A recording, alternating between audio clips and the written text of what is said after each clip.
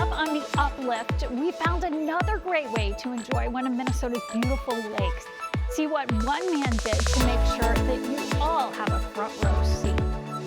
Then, puppy love at its finest. How this friendly face is helping kids find belonging. And a new book for you to read with your kids. What inspired one man to share his family tradition with the world.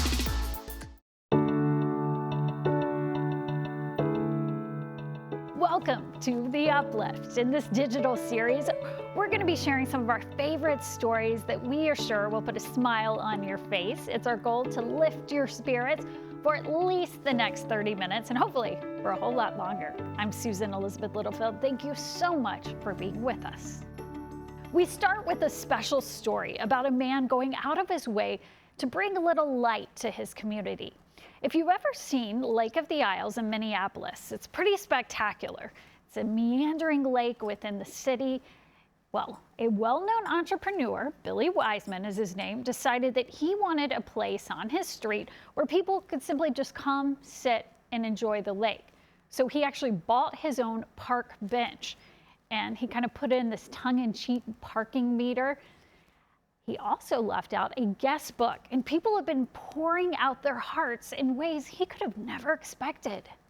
What surprises me are the comments, and the variation of, whether it's somebody who was lonely, who just left their family, through divorce, or somebody who, what it meant to them is really why they enjoyed being there or taking that moment and enjoying the park and this and the skyline, the Minneapolis skyline. And you invested in that bench. Is it gratifying to know people have found peace there?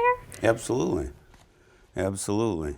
That was the intention. The bench is in full swing for you to check out. It's on Dean Parkway right there at Lake of the Isles. WCCO's Reg Chapman and photojournalist Tom Aviles spent some time in Norway this winter with soldiers for the Minnesota National Guard.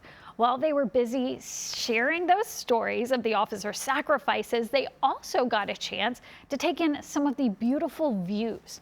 Take a look at these incredible shots that Tom captured, from sunrises to running water, the snowy countrysides, the city streets. Really just kind of looks like a dream, huh? Well, we even caught a few people out there with their pups and some taking photos of the beautiful scenes. It's pretty clear the cold over there didn't really bother them too much. Didn't look like a bad day at the office for Tom and Reg.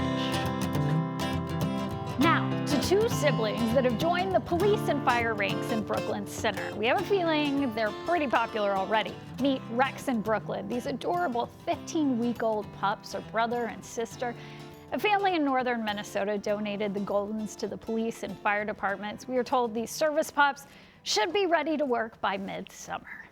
We all know the joy puppies like this can bring to little ones. We also know the struggle that comes with being in middle school. So one school decided to ease some of that stress for students by using puppies. Derek James explains how the new program is giving kids the kind of support they need. Once a week, there's a different vibe at Monticello Middle School. Whenever it's Wednesdays, I'm really excited. It's not because it's pizza day. It's when furry friend Willow Grace visits the students. And yep, you're right at kissing level. Since 2021, the Golden Retriever has been something of a mascot for the students here. Willow has a picture in the front office, her own badge listing her as staff, and her own trading cards.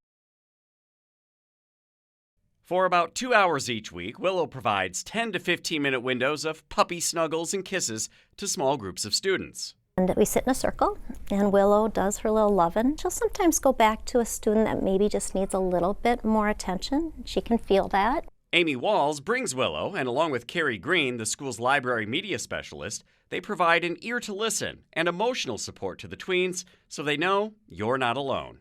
A semicolon is featured prominently in the nonprofit's logo. You can be in the dark and dealing with depression, bullying, anxiety, but you don't have to put a period at the end of that statement. You put a semicolon because there is hope on the other side, and I use our family story as that example. Walls was recovering from her own mental health struggles 16 years ago when her 6th grade son suffered a mental health crisis. He attempted to take his life in front of his little brother. Her son survived with plenty of support, including that of the family dog, Lily. Years later, Walls is able to make sure these kids don't feel as alone as he once did. Not only through the weekly visits, but telling the students her family's story. It's working.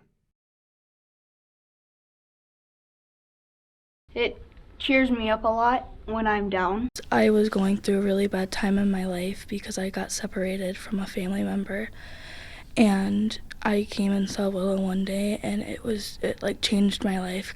A month later, Haley got her own emotional support animal. Lily is now less anxious and over her fear of big dogs. With the success of You're Not Alone here at Monticello Middle School, Amy is looking to expand. She would like to put a therapy dog like Willow Grace in every middle school in Minnesota. If it's helpful for them to get up in the morning and say it's a Willow day today, and that gives them that support of getting to school or making it through the school day, I mean, that's a priceless thing. In Monticello, Derek James, WCCO 4 News. An Andover dad turned a beloved tradition with his daughters into something he could share with everyone. Chronicles of Unicorn Kingdom started as a bedtime story, and it is now a 3-part chapter book. Our Marielle Mose introduces us to the family who is taking their imagination to the page. Chapter 1, Leo. It is true. This is a story about hidden worlds, magical kingdoms, friendship, bravery, family, and of course, unicorns. It's a make-believe bedtime story with relatable moments. It starts out in a place much more ordinary, in Andover, Minnesota. Kyle Raleigh came up with a story called Chronicles of the Unicorn Kingdom for his daughters, starring his daughters. They had 3 girls who aren't so little anymore. The oldest is Liv. Liv is 9, and then there's 7-year-old Ava and 6-year-old Claire. Oh, I think it's special. 3 years ago, when the world shut down, Kyle had a lot more freedom from his full-time job in logistics to tap into his creative side. I've always enjoyed writing, so I just decided to write it down and give to them as a gift. That gift has now expanded into 2 more books in this series. Do you think that these stories got you more excited about reading? Yeah. They're more engaged in reading and even editing. And if there's a word in there that she doesn't know, she highlights it, and then we switch it so that they know. So Liv's actually helped me out a lot. While these books are fictional, In this book, some crazy stuff happens, and we always find a way to fix it. the lessons are real. If I keep trying, I can do anything, really. It's now something this family wants to share beyond the walls of their home. In Andover, I still kind of can't believe that I'm writing books. Marielle Mose, WCCO 4 News. Still ahead, an unexpected act of kindness. Why one Maple Grove couple is feeling extra grateful this winter.